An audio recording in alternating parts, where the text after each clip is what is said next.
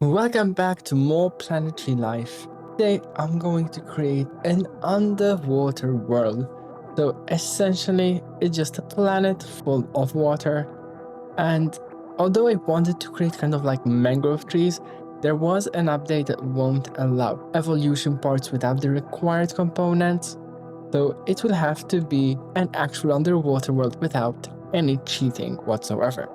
As soon as I find the planet that I want to start with, I start using raised water and I'm like, this is going to be slow, let's just raid this with comets.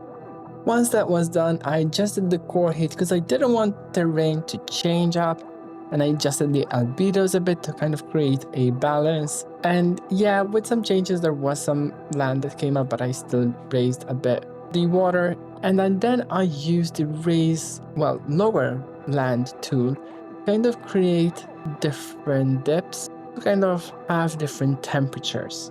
Again, that created some land above the water level, so just a simple process of raising water again until it's all drowned. Once it was done, I had a look at the temperature map, and you can see it's very similar to the altitude map, so there's like a pond that is deeper and warmer, and it was time to create life, starting with our first land. Now, as I mentioned before, because we can't really do mangrove trees whatsoever, it's just a matter of keeping things with a short stem and low water, so we can't really add much. We can add some branches and basic leaves, but we can't really make them fully trees or fruits. After that, I did import the creation for the fungi that I had from another planet. It was the right temperature for this planet, and I didn't want to go through the sun stage again. So yeah, whenever you use and create fungi, just export it. It's gonna save you some time in the future.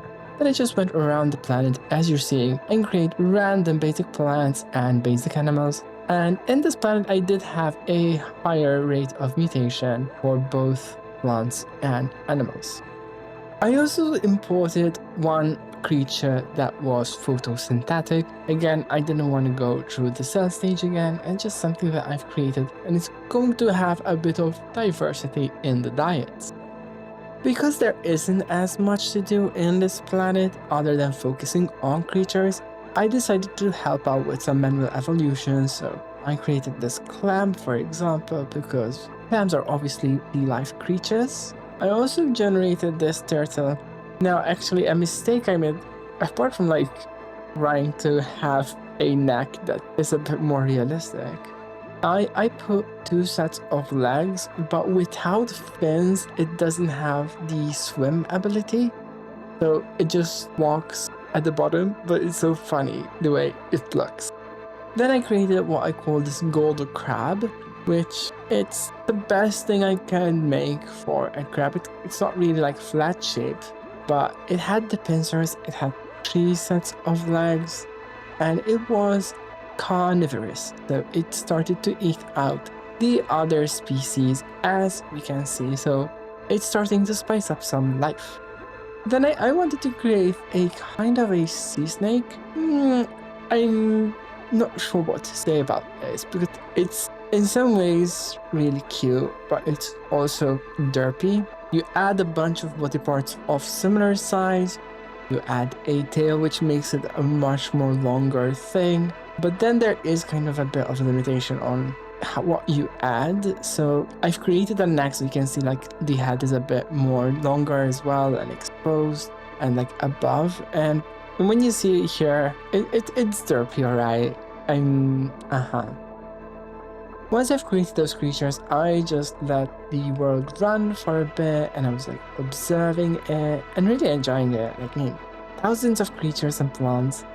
Obviously, we had natural evolution like this thing with antlers and pincers, which, yeah. And also this like blob of fish, which is like you. There were some bats in our species, so I decided to try and import some of the creatures like the crab, and I realized, oh no, they're dying because of the parasitic fungi. And yeah, I had to look at the fungi map, and yeah, half the world is parasitic fungi, which makes some of the smaller creatures, especially predators, harder to survive. Now, this is where I kind of listened to some YouTube comments and created a bit more of a Subnautica feel. And what you're seeing here is me trying to evolve the creature into the Leviathan Reaper for Subnautica. Now, this was a terribly complex task. I started with having 2 sets of eyes and then just created the body parts, kind of like similar to the other sea snake earlier. But that's like not the most complex part of it. I can't really make the frills on its back, so I created like the dermal plates. There's not really anything that matches its limbs, so I had like 2 sets of legs. I also had to create a pair of fins just to give it the swim ability. Otherwise, we won't be able to see it swim. Yeah, I created a lot of dermal plates to cover the back and make it a bit more frill-like, which is not really as easy to do. And I also gave it 2 sets of horns on the head. The toughest part is definitely the mouth. There are limited mouth options. I know the creature creation will be revamped in future updates, so it's not a big worry in the long run, but for this run, it did make it very, very difficult. But once I created it, it doesn't look so bad within the sea. It's definitely giving predator vibes, and hopefully whoever suggested this for, Subnautica creatures, I hope you enjoyed this and the following creatures. From one of the photosynthetic creatures, I decided to evolve that into the Crabsnail. That's really interesting one where it's like really slim, long tail, pincers. I did want to use the photosynthetic just so that it doesn't become a predator and die out like the crabs had done before, partly because of the parasites of the fungi. That's like the decision I made. It did limit me in the energy, so I couldn't really make the longer pincers, but this was what I created. In the world, it is a very tiny crabsnail, so you can see it's super tiny, but it's so cute. And then I tried to recreate one of the fishes, and yeah, I don't think it's easy to create like those flat disc fishes, like because how Planetary Life works at the moment, it's always going to create a round shape. So then I moved on to another just random creature now this time, and I wanted to see what bipedalism would look like in fish creatures. And in the creature creation panel, they do stand up and they obviously look a little wonky because they're not meant to be, but once you go into the world, they just flow and swim normally, so it doesn't really impact the swimming. After a lot of years, I noticed that the predators were like zoning around a warm circle, so you can see where there was like a deeper rate, it was safe from the predators because of the temperature, but overall the population had died out, so I had to re-import a lot of basic animals, kind of like feed and like normal evolution, and also import some of the previous creations as well. Now this is the second era, I would say, because I had this great idea. The predators kept winning, so I created this middle kind of equator, not through the axial tilt, which I could have, but through making the middle ridge so much deeper and warmer that it makes it kind of impossible for the predators to cross through.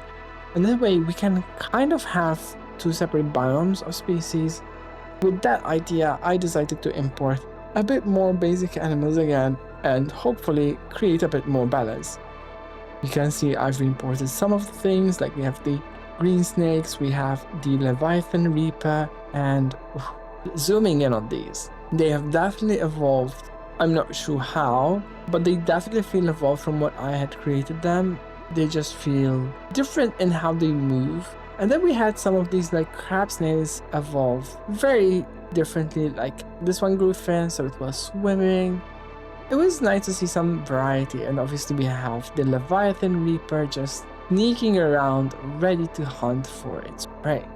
The Leviathan Reapers were in around a couple of areas, but I noticed that the majority of the population was these bipedal photosynthetic creatures. And I don't know if it's photosynthesis or the bipedalism, but the reproduction rate is insane.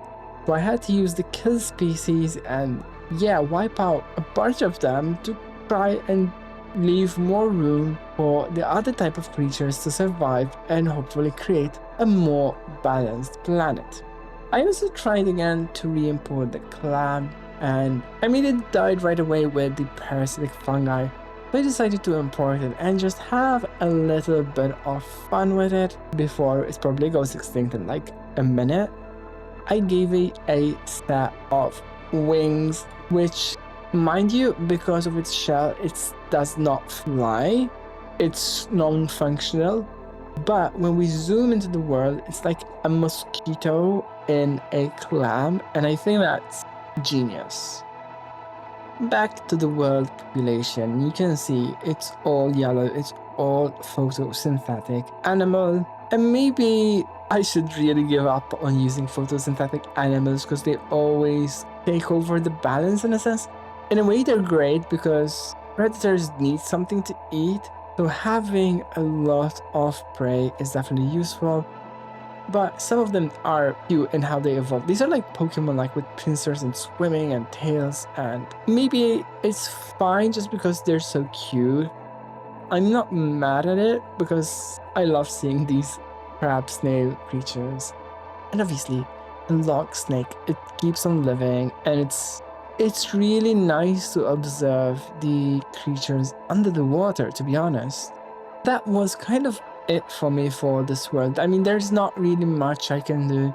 I could wipe out all the photosynthetic species again, but I think overall we did achieve a balance because we had a predator, it did not wipe out everything, but it stayed alive, it roamed in different areas, and yeah, the natural evolution definitely took some of our creatures like the crab snails and put some twist onto them. And if you enjoyed this video, make sure to comment below.